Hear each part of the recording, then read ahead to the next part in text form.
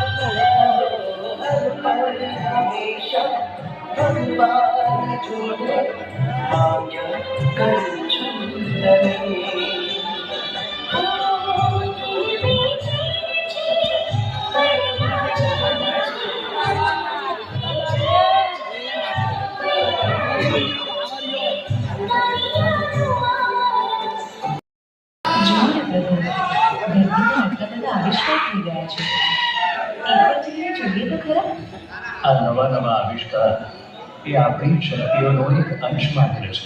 આ બધું મનુષ્ય માટે નવું છે, આપણા માટે નહીં.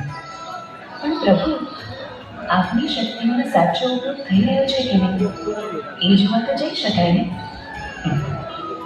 દેવી, આ આખી આપણી તો રચના છે. અહીંયાથી બધું જ તો જોઈ શકો છો, તો પછી ધરતી પર કેમ જવું છે? તમારી સામે તો કોઈ પણ વાતનો તર્ક મૂકવો જ વ્યર્થ છે. દેવી, હું તમને કેવી રીતે સમજાવું કે અત્ર તત્ર સર્વત્ર માત્ર હું જ છું. પછી એ સ્વર્ગ હોય કે ધરતી.